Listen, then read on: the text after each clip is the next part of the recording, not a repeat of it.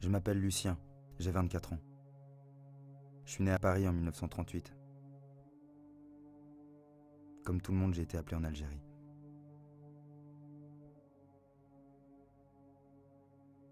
Vous savez, quand vous rentrez ici, personne ne vous comprend. On reprend pas la vie normale. On reprend pas la vie normale quand on a vu les tortures, les massacres, les copains devenir fous. Vous êtes tout seul là-bas. Encore au début ça allait, j'étais avec mon pote, un autre Parisien, mais il supportait pas lui. On a participé au plan Chal, on ratissait le Djebel. Un jour près de Tala Amara, on a reçu l'ordre d'interroger tout un village. Pendant l'intervention, on entend des cris de femmes. Alors avec Robert, on s'approche. Il y avait un attroupement de soldats autour d'une jeune fille. Elle venait d'être torturée. Son visage était meurtri. Elle saignait de la lèvre. Le sergent s'approche. Il commence à lui toucher les seins. Autour, les gars l'encourageaient. « Allez, vas-y, baise-la, baise-la !» La fille résistait. Alors ils l'ont couchée de force sur le lit. Et puis le sergent l'a violée sous nos yeux.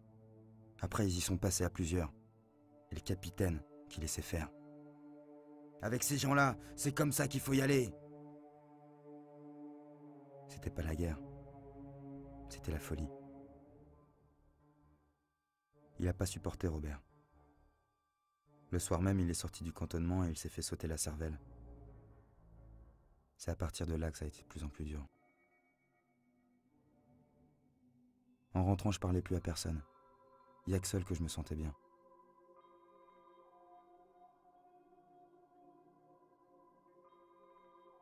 Je voulais témoigner, raconter ce que faisait l'armée française en Algérie.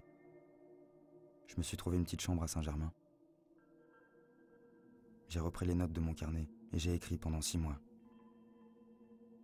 J'ai même trouvé un éditeur après, mais le bouquin il a été censuré.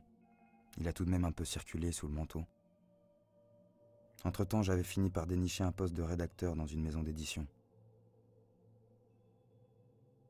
Plus tard, j'ai rencontré les copains du Comité pour la paix, le groupe Seine-Bussy. On avait pris l'habitude de se retrouver au bar Les Deux Magots pour faire des réunions, rédiger des tracts, dessiner des affiches.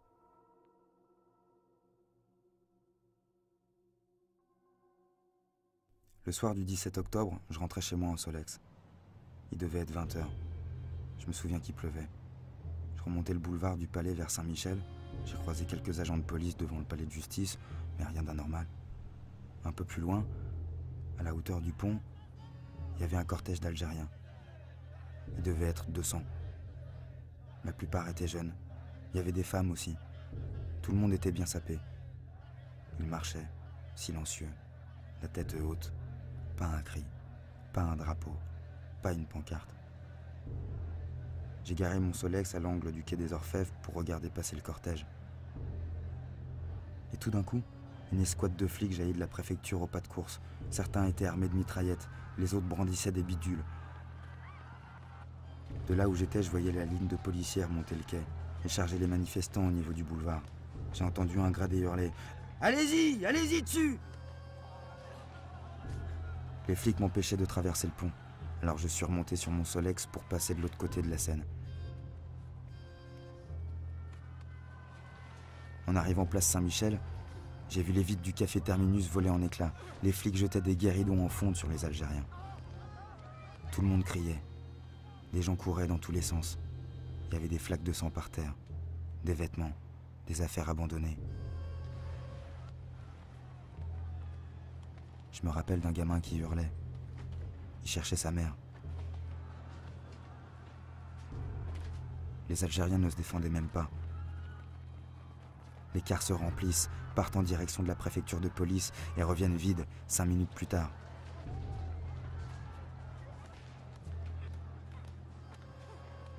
J'ai vu un Algérien tomber à la Seine. Je ne sais pas s'il échappait au tabassage ou si on l'a jeté.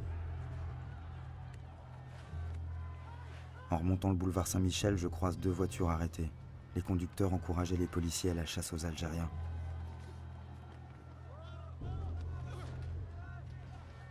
J'étais sidéré. Tout s'est passé extrêmement vite. Ça m'a rappelé Tala Amara. J'ai pas pu dormir de la nuit.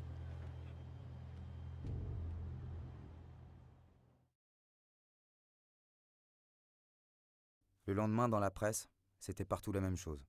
Le communiqué officiel affirmait que la police avait dispersé une manifestation à laquelle le FLN avait contraint de participer la grande masse des Algériens. Que des coups de feu avaient été tirés sur les forces de police qui avaient répliqué. Moi, j'ai vu le cortège à Saint-Michel. Les manifestants étaient pacifiques. Quelques jours après la manifestation, j'ai retrouvé les copains du comité au bar Old Navy. On était tous remontés. Beaucoup avaient vu les saloperies des derniers jours.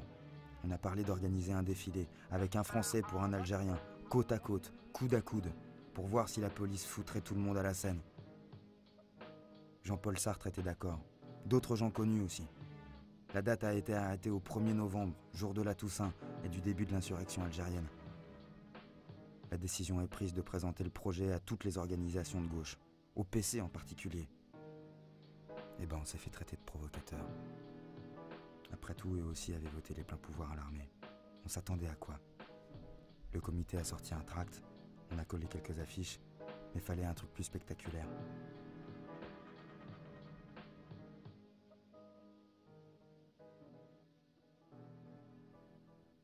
Avec des copains, on a décidé de peindre sur les quais de la Seine une seule phrase.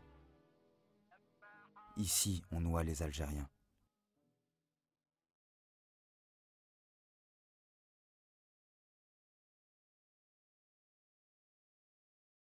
Le 1er novembre, donc, 300 étudiants et militants se sont rassemblés place Maubert, autour de la station de métro.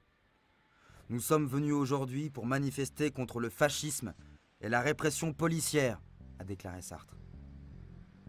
La manifestation était silencieuse. À 12h15, alors qu'on était en train de se disperser, une bombe de l'OAS a explosé et fait 3 blessés. Le même jour, des militants PSU se sont rassemblés place Clichy.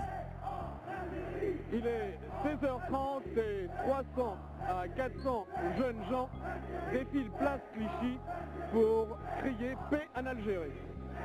Il lance également des tracts qui s'intitulent 1er novembre 1954, 1er novembre 1961, pour que nos jeunes soldats regagnent leur foyer, pour que cessent les violences, pour que soit signée la paix.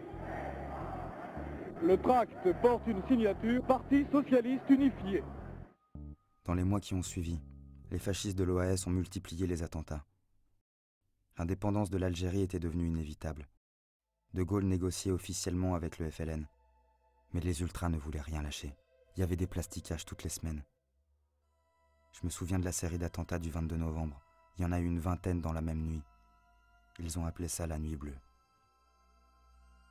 Le 7 février, à Boulogne-Billancourt, une petite fille a été défigurée par une bombe de l'OAS qui visait André Malraux. Le lendemain, un collègue me prévient qu'une manifestation interdite par Papon aura lieu le soir même, à 19h, à la Bastille, en réponse aux attentats de la veille. Je sortais du boulot à 19h30. J'ai pris la direction du boulevard Beaumarchais en Solex et je me suis garé au niveau du cirque d'hiver. En remontant le boulevard vers la Bastille, j'ai vu mon collègue qui revenait de la rue Saint-Gilles, tout amoché. Il m'a dit que les policiers avaient chargé. On a continué ensemble vers la mairie du 11e pour rejoindre le cortège qui était là-bas. Les manifestants s'étaient fait prendre en tenaille par les CRS. C'était la même police qu'en octobre qui chargeait, avec la même rage.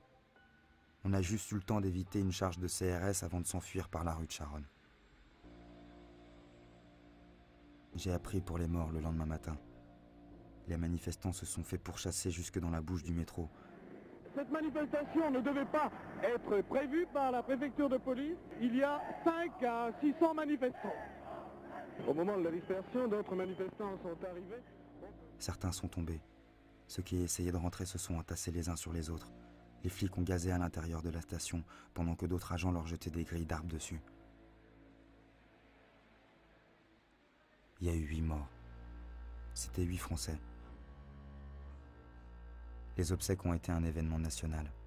Toute la France a apporté son soutien. Personne n'avait parlé des morts algériens.